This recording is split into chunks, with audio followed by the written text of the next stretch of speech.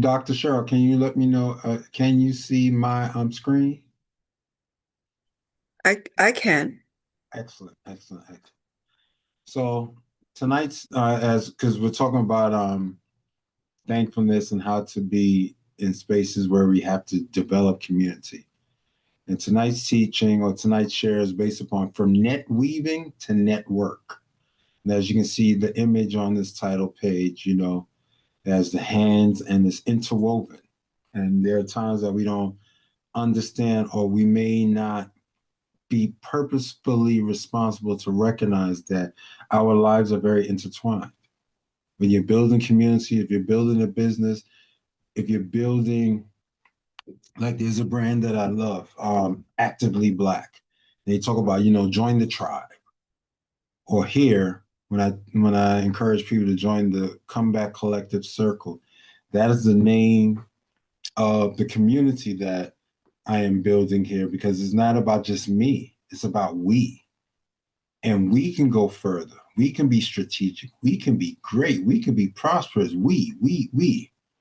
Now, if you move in spaces where it's about I can be great and I'm going to do this and I'm going to do that. You can have some level of success, but then you could be moving ego based. You could be moving a little narcissistic. You could be moving very self centered. And in the long run, that doesn't work. Because as we stated earlier, as some of you have alluded to about health, you know, if you're unhealthy and people don't like you, that means who's taking care of you? Now, you can pay people to take care of you, but that means it's transactional. There's no real feeling or empathy or love because it's all about, okay, you got the dollars to afford me. If you didn't have the dollars, I would not be here. But when people can do it from a space where there's some genuine connection, you start to recognize, as the next line states, weaving threads of fellowship into a tapestry.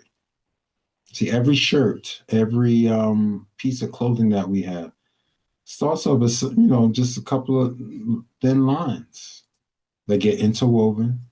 Next, we end up with a shirt. Or as I've seen some people who still crochet and have their big ball of yarn, and all of a sudden they have a hat, or they have a sweater, or they have a quilt. All those are skills, but it takes time. And just like as I see in the next catchphrase, we don't build networks, we weave nets. And the reason why we weave nets, because if you are weaving something, that becomes stronger than just saying, oh, I spoke to 100 people today. Okay, that's great. How did you really speak to those 100 people? Did you hit them with a newsletter? As I encourage people to go to coachclarkedmin.com and become a part of the email list, because very shortly I'm gonna be in your inbox. Why?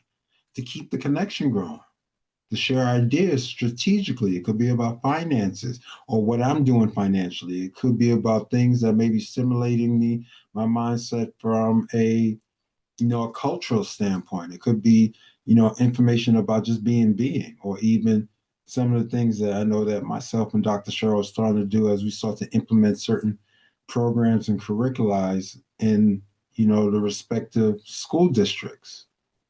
It's all about creating those necessary weaves.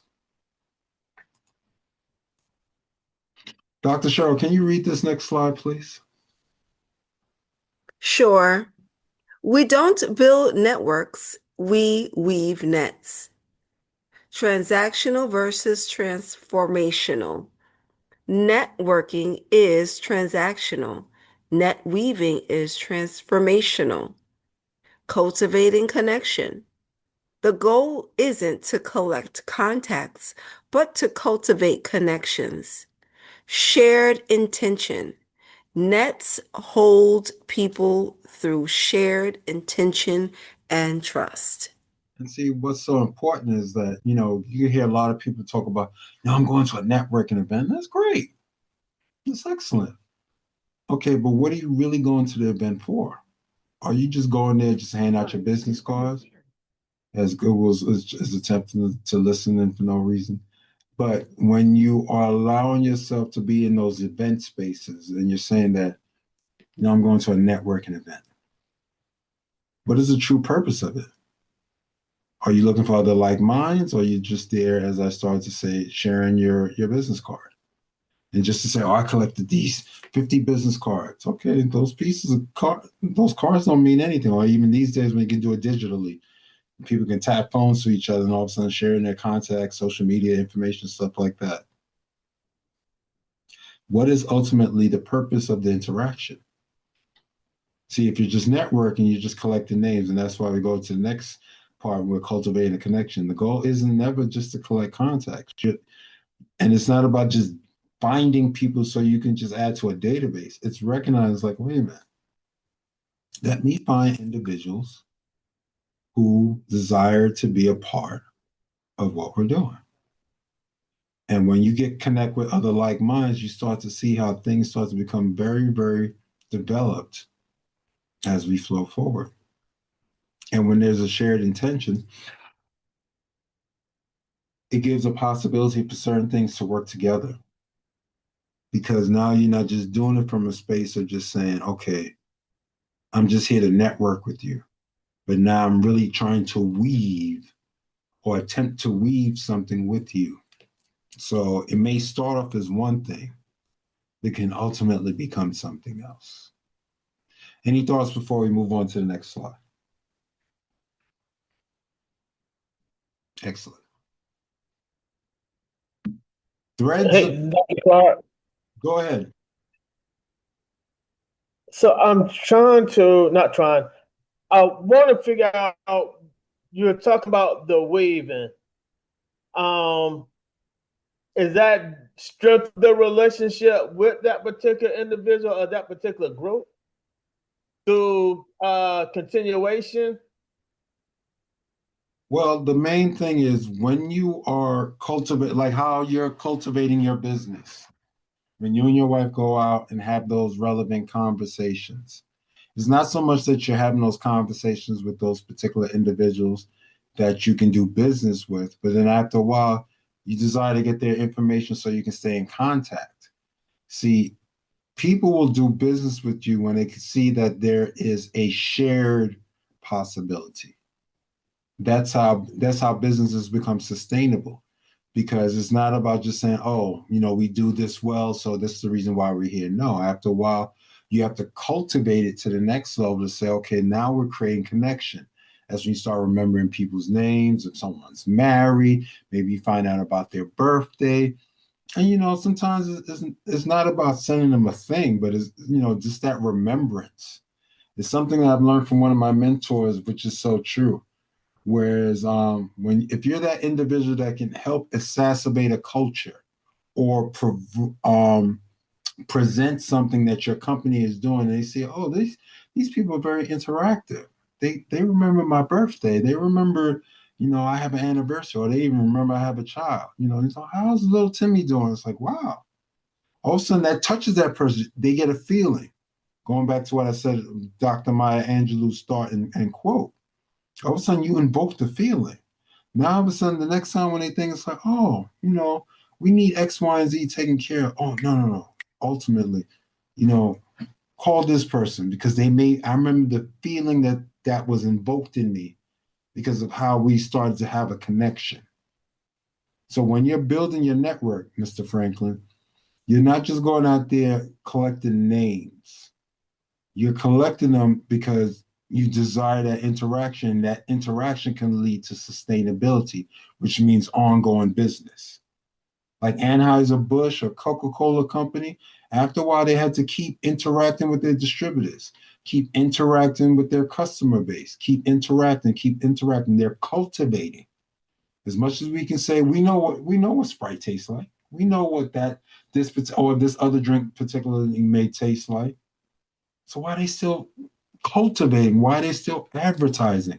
Because they're recognizing they're not just building a network, they're creating a connection. And hopefully that helped you in my answer. Dr. Clark. That did. You're very welcome. Go ahead. If I'm understanding you correctly, you're saying net weaving is more prioritizing establishing rapport first and foremost above everything else. Exactly. So you're Because being more present. You're uh, prioritizing the person over the transaction. You're prioritizing people more than things. and then a true connection is being established. Mhm.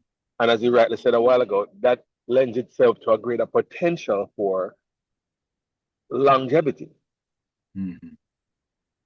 We start looking. I've always found that to be the most effective. Most people that I end up doing business with comes from a relationship being built. Rapport, I happen to have an ability to establish rapport quickly, but it you can't really relate to everybody. And you discover whether you are even compatible in the process of prioritizing establishing a rapport. Thank you. No, no, that was very good. No, no, everything that you just said is so true because too many times we all can be guilty of this. We all can be guilty of objectification, where we start to objectify people or objectify just the result. I'm here for money. And anytime you do anything just for money, you've already lowered the vibration of it. You already lowered the vibration of what it is that you may desire to call your passion.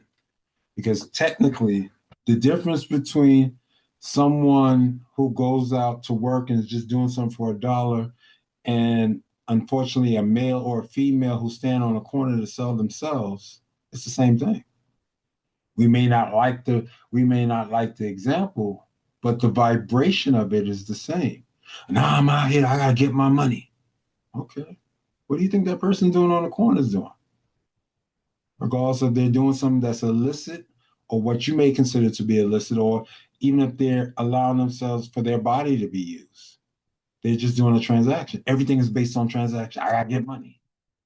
But when someone's doing something from their passion, it's not so much that you're not looking for the results to become wealthy or to become prosperous based upon the gift and the talent that's been given to you, but you're starting to recognize it as you continue to cultivate and you start forming those true connections and you're creating those weave possibilities.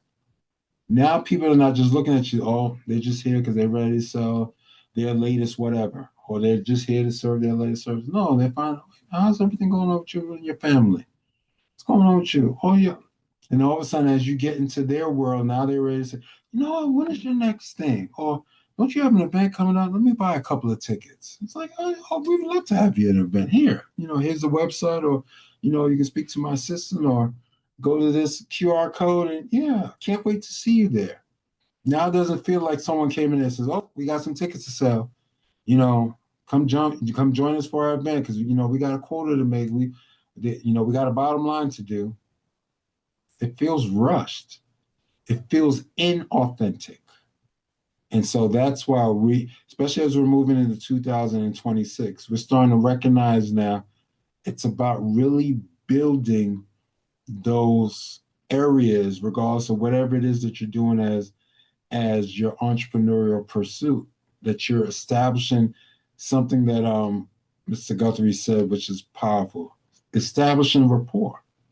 Because rapport will get you further than just to say, I'm just here for this one-off transaction. Because you can have a tremendous and excellent idea, but if there's no sustainability, and I know I'm going to ask Dr. Cheryl to share on this thought because she learned this, and maybe she can share quickly about, not quickly, but sharing a concept when she learned that if 10 people share something that you're doing, and then those people share it out, it starts to really, but now you have to stay consistent in your connection with these people. It's not about just saying, okay, I'm looking for the first 10 and then send them out. And then you're not really holding on to that 10. And then they tell another 10, and those 10 now 10 becomes 20. Then 20 can become 40, and 40 can become 80. Now you have to start recognizing if you're really desiring cultivating connection, now you have to create systems to be able to handle that.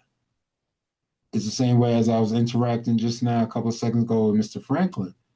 When he gets to that point when he's having all these different respective contracts and his business is starting to flourish even further, now it's going to be about, I can't be here, there, that. No, no, no, you can't be. Just like the same bottle when I talked about that beverage company. They have bottling centers all across the country. It's not coming from one centralized location. After a while, they recognize, man, we need employees over here because people like the taste of our beverage over there. Okay, let's make sure the same formula. Okay, it's bottled over there. Okay, so it can easily get to the people over there. Okay, we have another part of the country or another part of the globe. So they're cultivating those connections. So Dr. Cheryl, what would you share so to give us some insight as you was learning that as you've been building up the Girl You Cute movement? Yeah, so I follow someone called Seth Golden, and he talks about the network effect. So he says that if you create something and you share it with 10 people, right? And those 10 people share it with 10 more people, then a movement can begin to start because, and then the smallest viable group, that's what he calls the smallest viable group, is that you can begin to care deeply about those 10 people, right? And then the 10 people that you care deeply about and train them, those people become like your founding circle, like Jesus did. So Jesus did 12, and he net weaved them into understanding the principles of what he was about. And so making the idea spread, and if the idea is valuable or it helps someone. So I didn't know that Girl You Cute was something that was going to spread like this. And it was amazing. I did uh a interview the other day with the one and only legendary Dr. Bob, and he was like, "Girl, you cute. Girl, and he was just, really saying it. And every time he said it, I was just like looking at him because that was a God dropped gem that I said, okay, well, let me just cultivate it and then share it out and then put it in a book and then ask these people to share it with their friends. So the 10 people thing is the 10 people, it will be a viable audience. If those first 10 people begin to share it with 10 more people in their network, it begins to spread. And if it's a viable thing, it will weave out. And he said it's like a sneeze goes out and it spreads just like that. Dr. Clarke. Thank you for that. Dropping those nuggets because, when you're willing Dr. to Clarke. go ahead. So I'm looking at talking about the vibration, and I'm wanting to understand this. You talking about the vibration, and I was thinking what you said earlier. And I would have that thought pattern too. So that's a thought pattern I need to get rid of.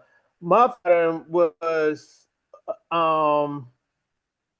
I was focused on the money instead of the relationship. Mhm. So now, after you said that, it lets me know to change the vibration from off of the focus of the money, but to build a relationship. Is that making sense to you?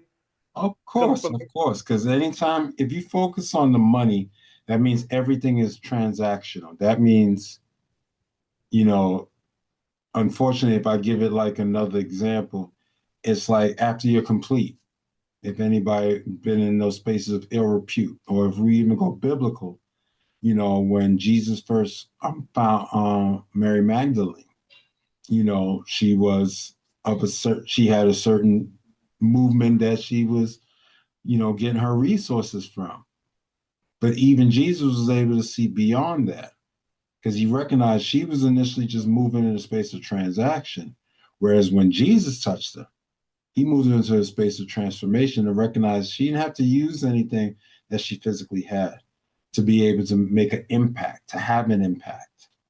And so when we move transactionally, at times we're moving in our lower space because that means, you know, first person say, I'm gonna give you, you know, whatever the dollar amount is. It may be worth much more, but someone who's moving from a transactional space is willing to undercut themselves, which means you're lessening your viability and your ability to be transformational. So it always starts with the fact it's not about looking to get it from the dollar amount, but it's about recognizing that you're there to create that connection so that there's ongoing possibility. Yes, may I say something, Dr. Clarke? Go ahead. Um, I take it, if I can give an analogy like for you, for many years, Dr. Clarke coached a youth football team and he got no money. Like most of the coaches, all of us that was, we were volunteer staff. Yeah. All of us are volunteer staff there. Any type of football organization, you do not get paid for any of this service that you're doing. Now, that was, my son is in his 20s now, so that had to Hmm. be 13, 14 years ago, right? Am I Hmm. correct? Yeah. So I want you to look at this, if you may, because of the simple fact that if you fast forward it now, because of him doing football and the love of football and the love of the young men, he's now afforded an opportunity to create something for young Black men in the school system as well as being a Black educator because of now tying into what he knows as a football coach, what he knows as an educator, and tying that in. And now he's going to be paid for it. So when you do something because you're drafting something for the love of it, and you can fast forward, the money will come. Mm. But you got to see yourself in a space where are you in it? And I'm not saying that you shouldn't do something to make money, but Hmm. what I am saying is that there's certain things that you're going to stand in the gap for because he did have a regular job, but we were going out there at night 3 and 4 days out of the week. Plus, I was taking home uniforms, washing it on my own dime. We were doing things that just was like, why are you doing this? We were taking kids home. We were picking kids up. Then we didn't ask for any gas money. And my husband looked at me one day. He said, "You know, we really should put these kids on our tax return."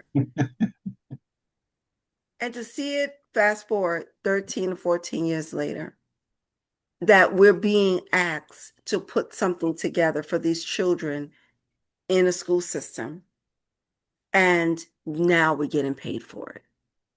So I want you to see that the reward may not be quick, but the reward will be there if you stand the time. And I'm complete. Excellent. Excellent. I love that analogy. Love that analogy.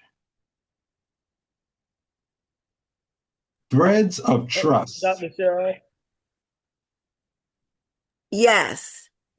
what was the name of that book you mentioned? A book I mentioned? There's some the network. Some it was a guy you mentioned. Oh, Seth Golden. I'll put in the chat. Oh, I'll put in the chat the name of him. It is not a book, but he wrote many books, but he just has concepts I look forward to listening to. I'll put his name in the chat. Excellent. Excellent. As we move on to the next slide, threads of trust, time, and testimony. As you can see by the image, the young lady is still weaving, even though we're in a more digital space. We're not dealing with like those looms or in old school, where they use cotton gins and stuff like that for the yarning or the threading process. Each threading process as we move forward, you know, deals with what's currently happening. And so every thread matters. Every thread is a person, story, and sacred contribution. And why does that matter? Because when you're putting your space to be net weaving, not just networking, you're starting to understand you're not just collecting names, as we've stated earlier, but you're recognizing, wait a minute, these are potential connections. Let me connect with them. Let them see the viability of what it is that our company offers, and it always starts at the top. And one of the things I know that myself and Dr. Shaw have learned from, you know, other mentors and coaches that we've had in our life, the person who's willing to give first is the person who not just necessarily can enhance or control the relationship, but is recognizing the power of giving. Because when you can give, then you can receive. If you're just looking to receive, then you're already on the tail end of something to say, okay, now it's going to be proportionately for you to give something. Because you have to give of yourself. And that's probably why Dr. Cheryl alluded to the fact of all those many years. I mean, we coach close to 10 years.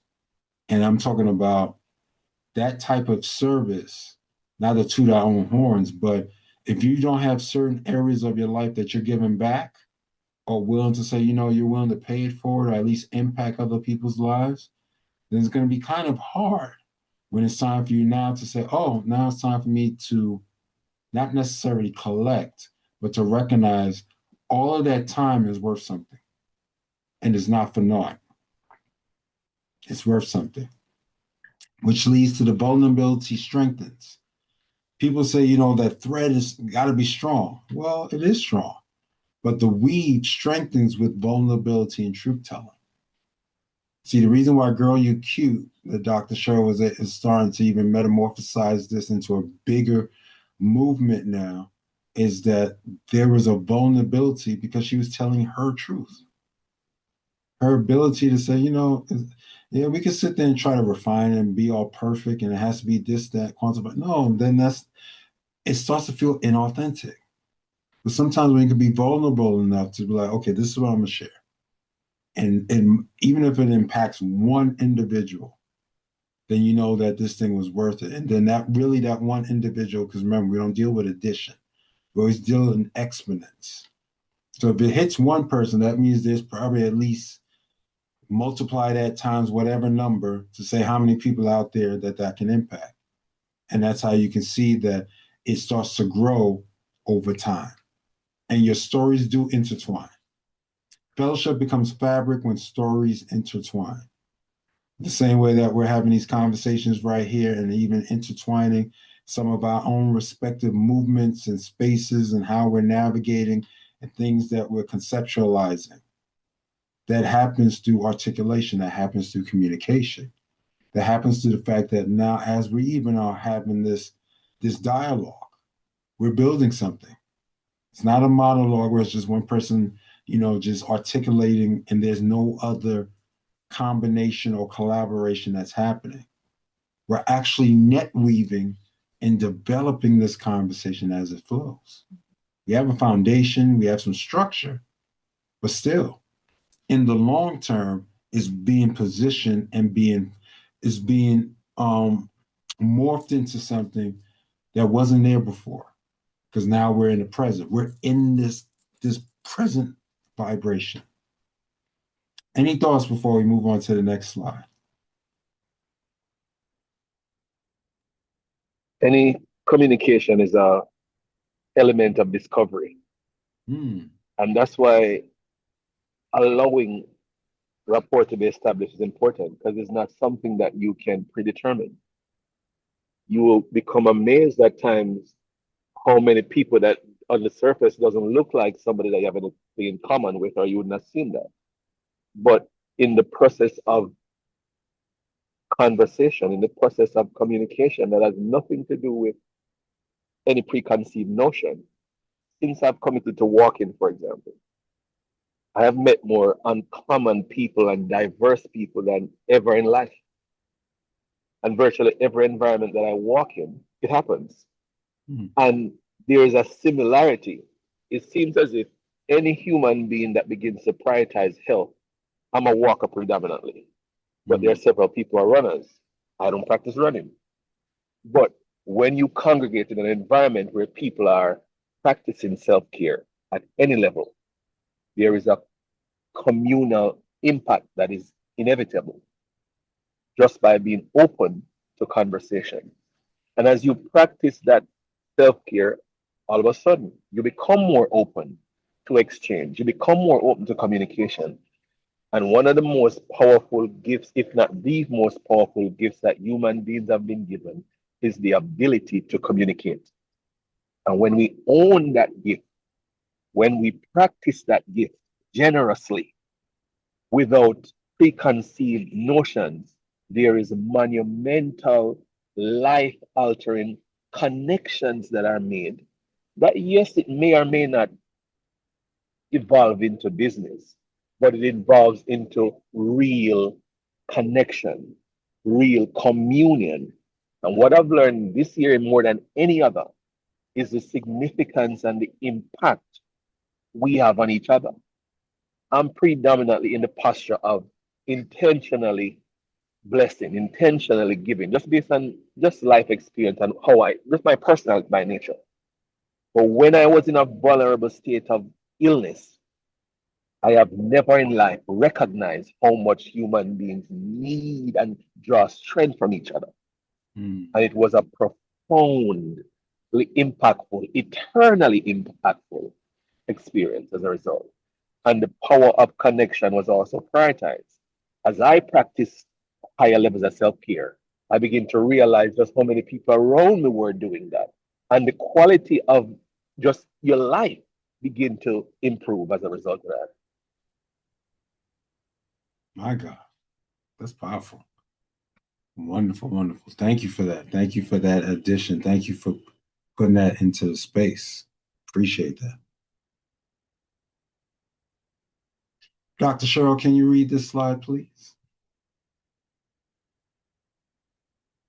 Sure. The heart comes before the handshake. Relationship precede results.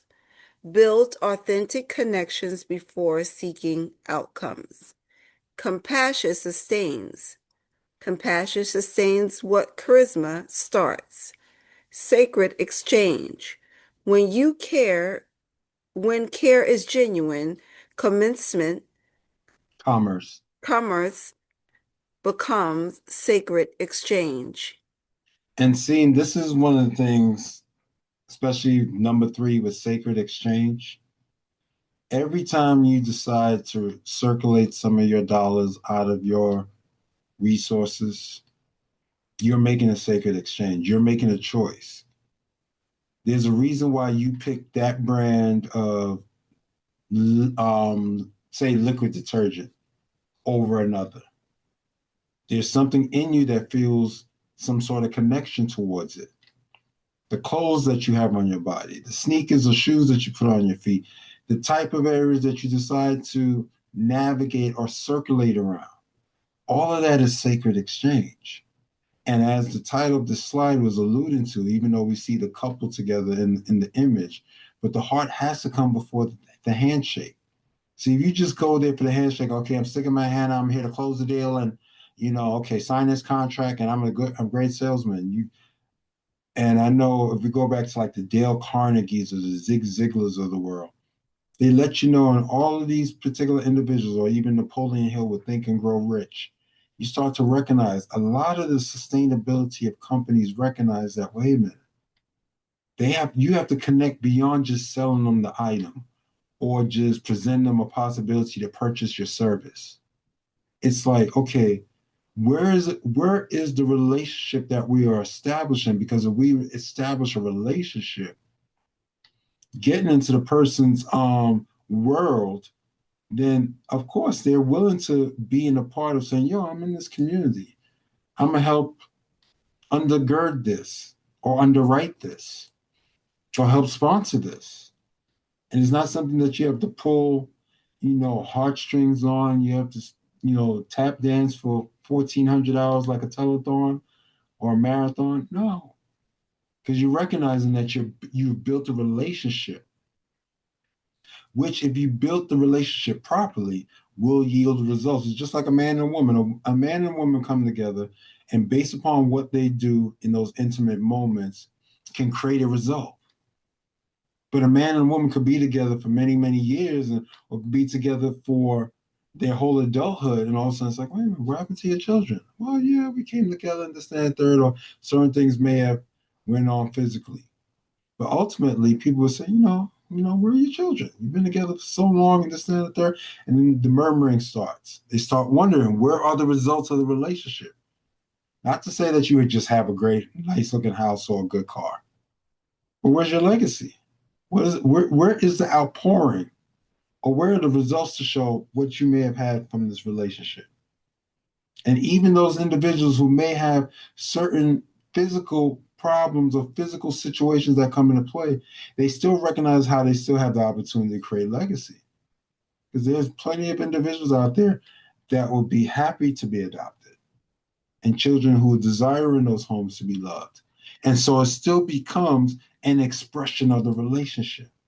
And it shows into the next part about compassion. See, when you have compassion, you recognize that now you're not just collecting names or you're attempting just to collect people just to say, okay, I got 200,000 people over here. Okay. Out of those 200,000, who is truly supporting you? Because even when you're looking at marketing and some of the other factors or formulae and stuff like that when it comes to business or copywriting, things of that nature, sometimes you do need those large databases or that large reach because there's only going to be a percentage that's going to help sustain. That's why the 20-80 rule is so important.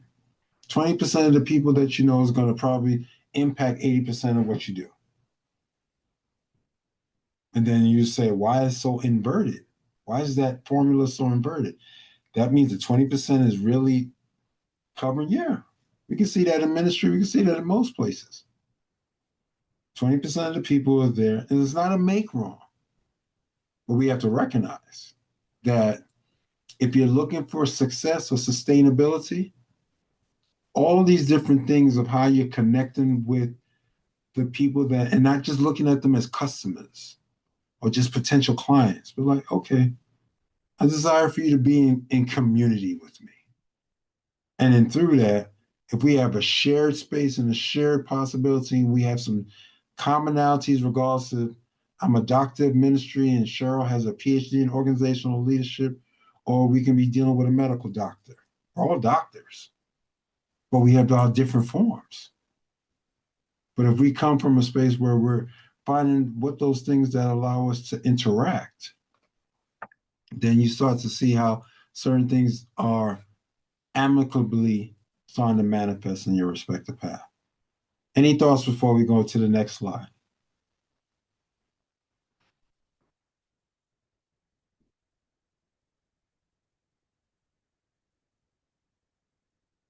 Okay, I'll read this one. Our weave is ritual, rhythm, and relationship. I'll say that again. Our weave, yes, not talking to the ladies out there. Yes, us men, even with me and my bald head, we all have to get a weave. Start looking for your weave. Our weave is ritual, rhythm, and relationship. Ritual, we meet with intention, creating sacred spaces for connection. And people say, oh, what would be an example of ritual when you go to the Apple store? When you walk into the Apple store, and I'm not even an Apple user, even though I have an iPhone as a second phone, but I'm really a joy. But I know from all the times I've walked into an Apple store, that's like a sacred space. The way how started from Steve Jobs they created when they started to say they was going to have retail spaces, they created those areas to make it look like a space of commune. That's purposeful. They created that sacred space with content. Or something's going on my iPhone my Apple laptop or whatever. Bring it in. Gonna go to the Genius Bar and all this other stuff. They created a ritual. But you can create that same type of atmosphere as well. That connection that invokes something that creates that feeling, which moves to rhythm. We stay consistent in connection, maintaining steady presence. That's why creating those avenues in those areas and having the system that can help you establish that so you can still be in community.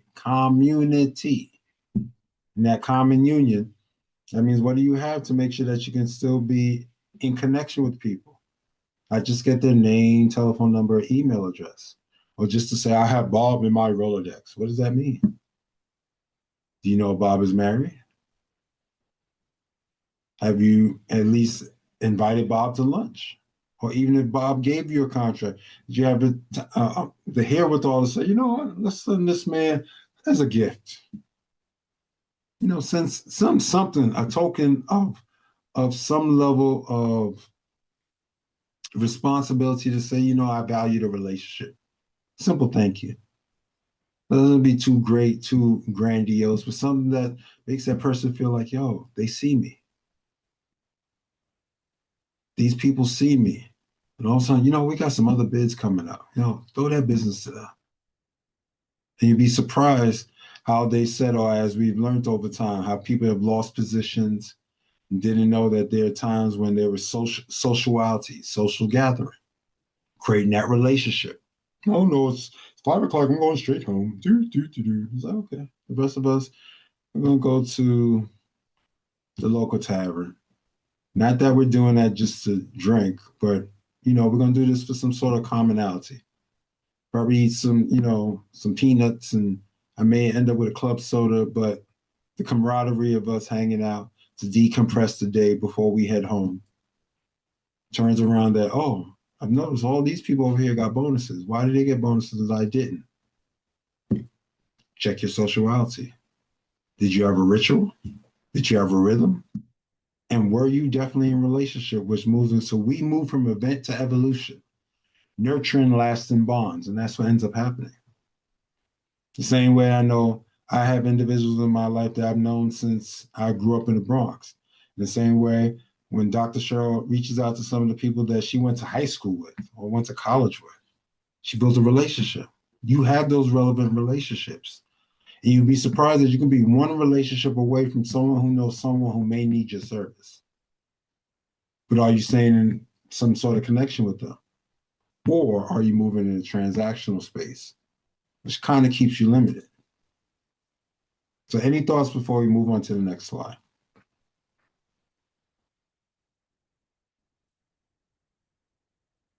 Dr. Cheryl, can you read this slide, please? Sure. A tapestry that breathes, consistently becoming, constantly becoming. The network is alive, constantly becoming and evolving,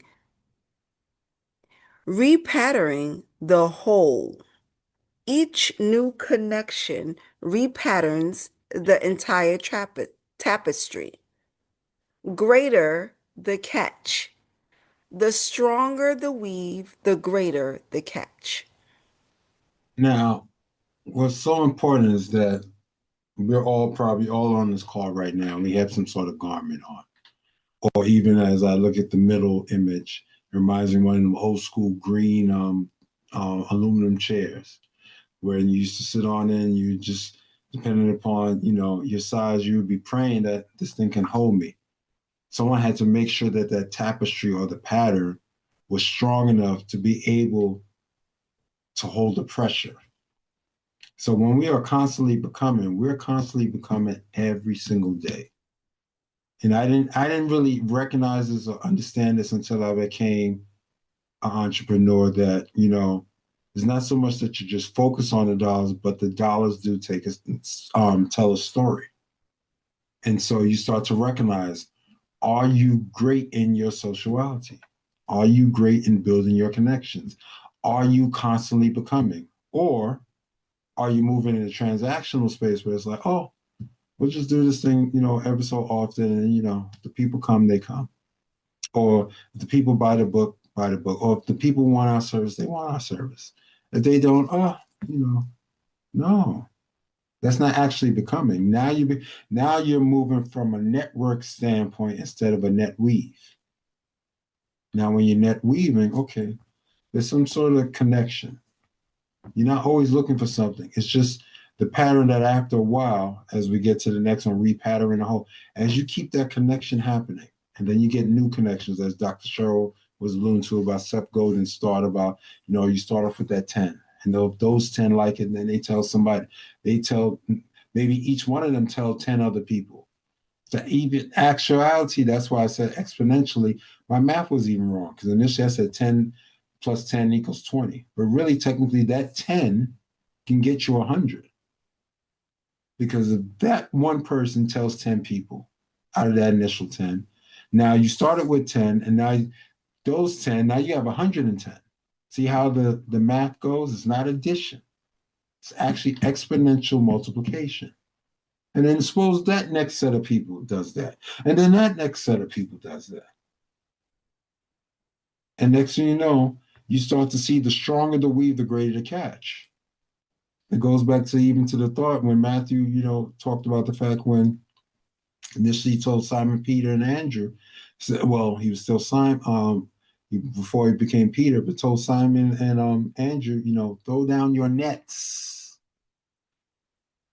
And of course, it's not so much that we're not going to focus on the little faith part of it, but when they put that net into the water and recognized they had to start calling all the other fishing boats and all the other people and all the other brothers who are out there, because everyone was having bad time catching fish, and all of a sudden it's like, he did say S. There was an S at the end.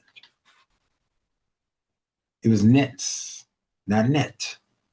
So when you're creating a greater the catch, or you're creating an atmosphere where you're interlocking, you're recognizing those possibilities, regardless of what it is, regardless of its financial services, real estate, cleaning, regardless of its, coaching and executive things, or even dealing with children.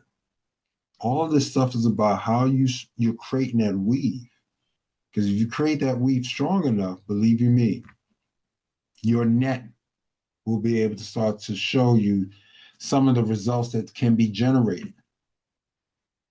Because even as much as that, the world is where it is. But remember, before there was an AWS, before there was a Prime, Jeff Bezos started Amazon in a small little space after he left his job on Wall Street. And one of the most famous pictures is him sitting in one of them 10 by 12 offices. Probably people's bedrooms are bigger than the initial space where Amazon started off as, with a little sign on Amazon.com. Way before the logo that we know and people across the globe see almost daily. But it started there. His weave started from a small space. So never discount or minimize a small beginning. That just shows that you're willing to create the pattern so you can eventually have the greater the catch. Any thoughts before we move on?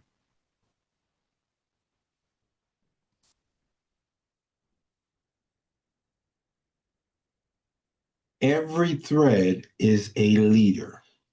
I'm going to say this again. Every single thread is a leader. Own your strand. Leadership means being responsible for your strand in the weave. Not to point out everyone else's thought. It almost reminds me of what Coach Bill Belichick has said when he was winning Super Bowls, when he was coaching in the NFL. And he simply, one of the things he would scream out, even when he was a defensive coordinator, do your job. Don't try to start pointing at, oh, this one. No, do your job. If I have 11 men on the field who are doing their job, then we're going to win. Because that means everyone is being effective in their respective part of the thread of what we're doing.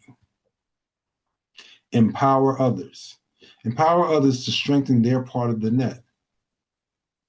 One of the things that I give Dr. Cheryl credit for is that she has helped me a lot from the standpoint of getting in touch with that space of vulnerability. Because sometimes we, especially as African descent, we can be so stuck on being strong that we don't recognize some of our greatest possibilities happen because we allow our vulnerability to come up to the surface, not to look weak. It's not about weak. Vulnerability is not weak. But vulnerability allows you to tap into other areas where you can connect with others. Maybe you have to be a little bit more empathetic. Maybe you take that extra second just to pause before you ready to pounce. Okay, yeah, you may still pounce, but now the pounce may be a little bit softer because now you're thinking, okay, I need to correct or chastise, but do I have to be as harsh? Do I have to be as mean to still get my point across? And at times that shows your level of vulnerability And remember, vulnerability is never weakness. And ultimately, collective accountability. Collective accountability maintains sacred structure. See, the hardest part of anything, if you're looking for success, is always the beginning. But a lot of times, why most things or some companies fail is that they weren't accountable even to themselves. Because if they were accountable, then they would recognize, okay, are we here to be in connection, to be a part of what we're doing here? And are we here just to grab revenue? Are we here to connect with the people who are there? And that's why I look at Amazon as a great example, because it started off as a commerce brand. Then they recognized, they started getting into, cloud services. They built up AWS. Then they started to recognize, okay, now that we're starting to have AWS, okay, we're generating all this money. Maybe we're gonna start a streaming service. Okay, the streaming service is okay. And then we recognize we got to start owning content. If we're going to make all these investments and billions of dollars in the content, let's start buying up certain things or finding out some of these things are available. Now they start buying catalogs and MGM and this, that, and the third. Next, now all of a sudden, you know, they're part of not only the American marketplace, but a global marketplace. But it started from that one little room. And you might be in your one little room right now. Any of us could be the next Amazon. Who said we can't? Never limit yourself. Never think that your weave is so small that you can't be that. Yes, you can. I can. My wife can. Every single other individual man and person who's listening, woman who's listening, can. Never negate yourself or minimize yourself saying that you can't. Always be in the space of possibility. What could happen? That it didn't work and you become much more wiser because now you're one step closer because you got some experience. So remember, every thread that you're dealing with, especially in your respective life, is a leadership aspect of you. Never looking at it as a small thing or that's a minuscule thing. No, it's all powerful. It all works together and good. Any thoughts before we move on?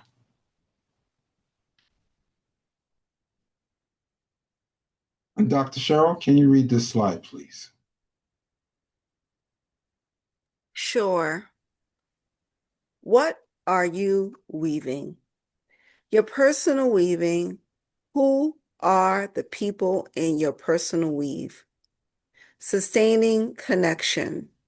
How do you sustain rhythm and compassion in your connections? Living fellowship. Where can you network, evolve into a living fellowship?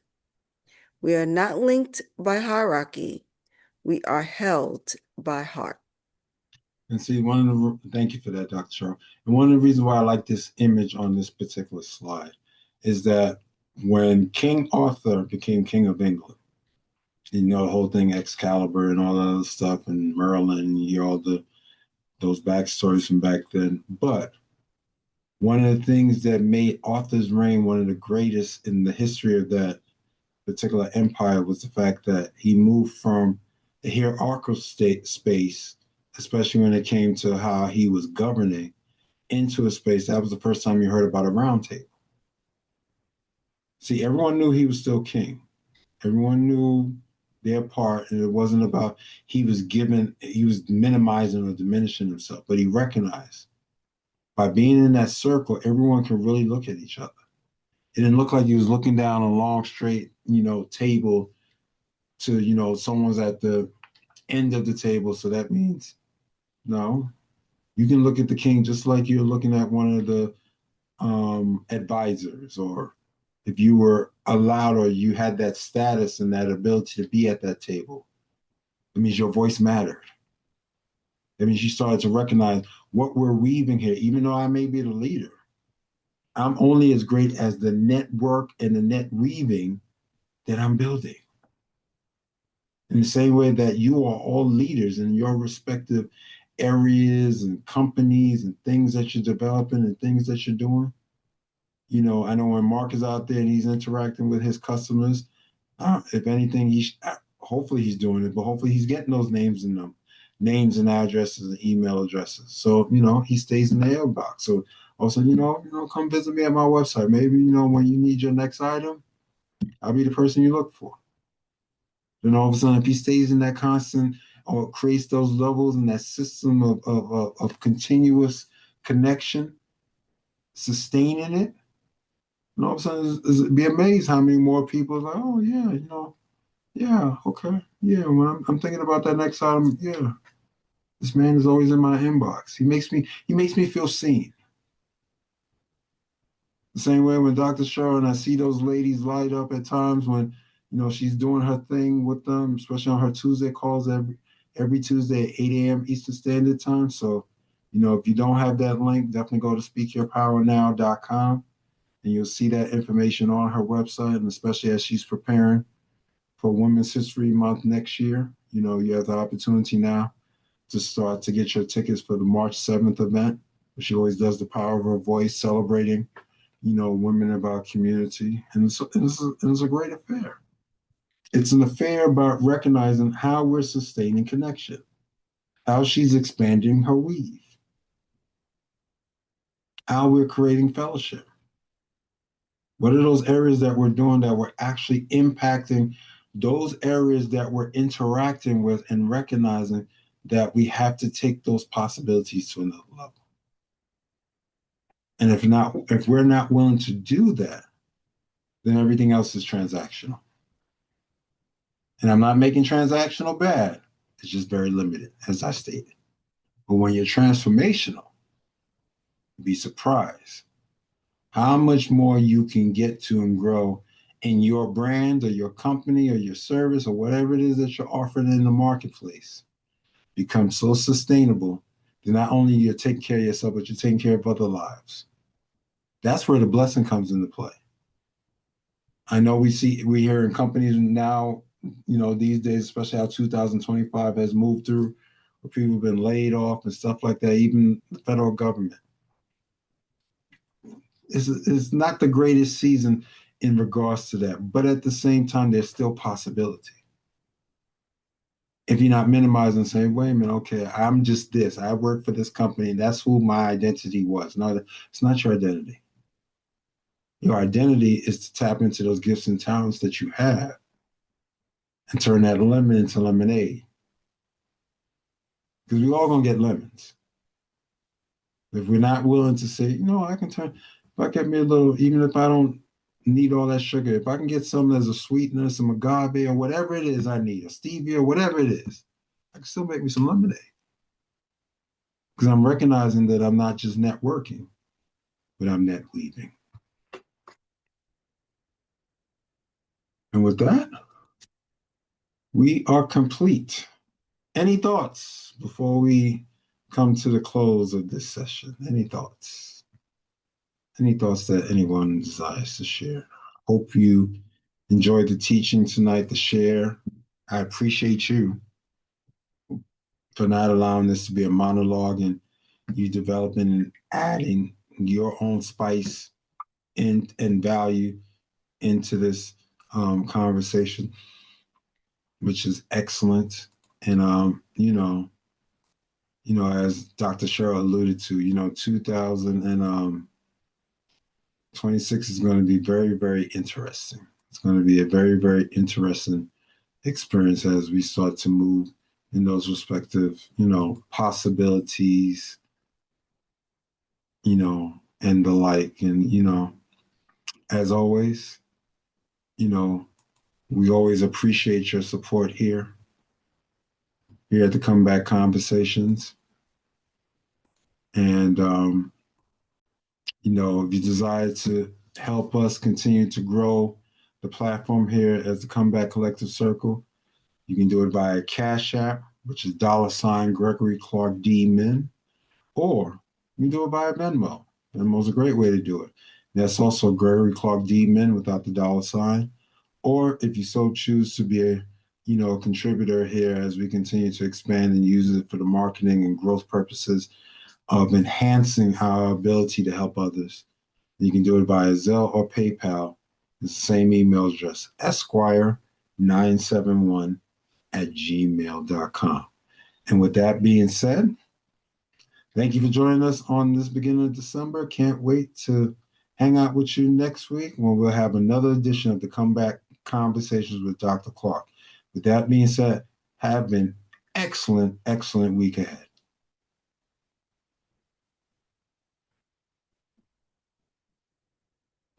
That's the love to all. Bless Thank you. You're Good welcome. night. Good night. Good night. Good night.